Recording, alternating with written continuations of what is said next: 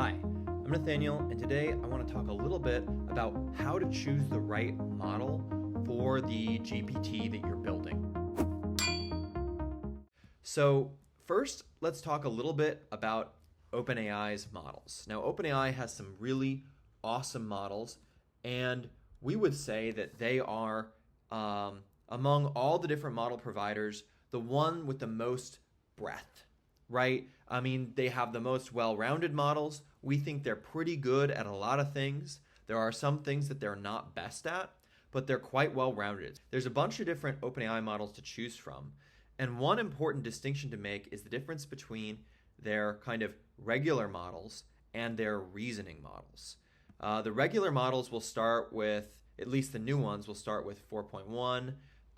The old ones will start with 4.0. The whole naming situation is kind of crazy. And the reasoning models will start with 0.3 or 0.4. And the important thing to understand is that the reasoning models are often, going to be generally smarter and able to figure out more complex problems. But there are some things that they're worse at. They're slower, for one. They can be more expensive, depending on how you use them. And they're not very good at calling actions. And if you're using a tool that maybe needs access to an action or an MCP, or just any application where your tool needs to go out and do something in the world, like send an email or grab information from some third-party source, you're going to want to stick to the regular models and not use the reasoning models directly for that. We think that OpenAI has about medium to strong guardrails, not the strongest guardrails, but they have pretty good guardrails. If you're doing anything that could even be remotely considered, even for example, we have a customer who is, in gynecology, and even when you're talking about topics like that in a professional setting, we have found that OpenAI models have rejected talking about that. So those are kind of some considerations. You might not even think what you're doing might cross a line for the model provider, but the guardrails can be pretty strong. The OpenAI models, they go the whole breadth as far as context, up to context windows of millions of tokens, which is really cool. The context window is just the amount of information you can put in to get in and the amount of information you can get out, whether you're going to write an entire book or just a couple thousand words. And as far as cost, we see that they run the whole gambit, right? Like they have models that are pretty costly, at the essentially approximately $10 per million tokens, and all the way down to models that are much less costly. And this is essentially for the same amount of generation, you'd be paying 50 cents.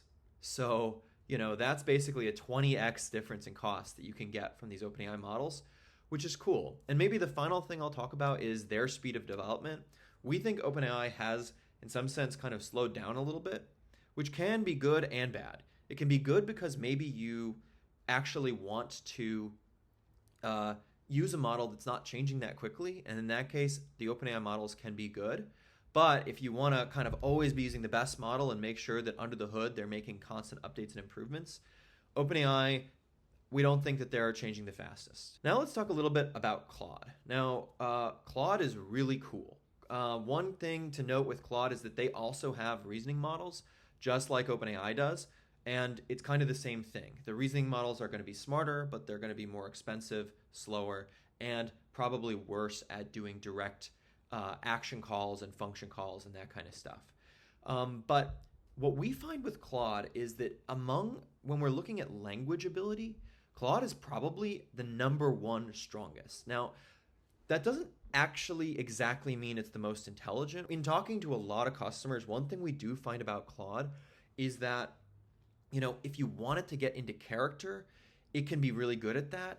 If you really, if you're a writer and you really care about the exact language that your tool is putting out, then choosing Claude can be a good idea because you can really get it to kind of adopt the character and adopt the language that you want to use. So, that's one thing that we recommend about Claude. But one caveat One thing we think isn't so great about Claude is, in general, it isn't very good at function calling and actions and MCPs and this whole type of thing. So if you're using it in an application where you want to go and send an email or something, and you're finding that it's not working, it's probably because Claude just generally, we find in talking to customers, isn't actually so good at that. So that's something to consider.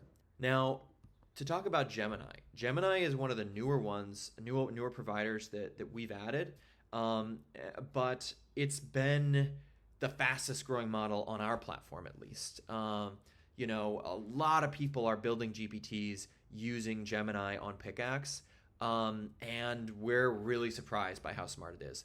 We would say that this is one of the fastest changing and improving models. It's improved a lot even over the time that we've added it, which has just been a few weeks. You can do some incredible stuff with Gemini. We think it's pretty much strong across all categories. It's not maybe the strongest in any one category, but it's good at function calling. It's pretty smart. It's good at language ability. It can kind of get into character, maybe not quite as well as Claude. As far as output content window, I believe Gemini is currently the largest of the models that we provide. And so that's super exciting because you can generate, whole books of output, basically. Let's talk about Mistral. Now, some of you guys may not have heard about Mistral. They're actually a French company. In general, we think they're not developing very quickly. We think that the intelligence is pretty weak. The primary reason you'd use the Mistral models, at least from what we've seen, is because the latency is low, which means it'll just generate more quickly, which some people care more about than others. And just being kind of closer to open source is a reason why we see people choose Claude. And in addition, the Claude models are also pretty on the cheap side. So that is kind of helpful. Now let's talk about Grok. What people say is that it has a lot of general intelligence, and it has a better ability to kind of get what's going on in the world. At least if you're using it on XAI, it can be really fun because it has the most up to the second, up to the minute information about what's going on in the world, which can be super fun. With Grok, the guardrails are going to be a bit lower. Another thing is that we think Grok is changing on the faster end. So, if you're looking for stability, that might not be good. But on the flip side, if you want to be kind of riding a rocket ship that's going up, playing around with Grok can be a cool idea. DeepSeek. Now, DeepSeek, we got a lot of requests on Pickaxe to add DeepSeek. After all the news stories came out, obviously they are a Chinese model, and they open sourced a lot of the code for this. So we put out this post, by the way, so all this information is linked in the comments below. One thing to note is that if you want to try, going between these different models, we recommend jumping onto Pickaxe. Pickaxe is an awesome platform that lets you build your own GPTs, sell access to them, and you can do it in a way that is kind of model agnostic. So if you look here, we've got this drop down of all the models that we talked about today.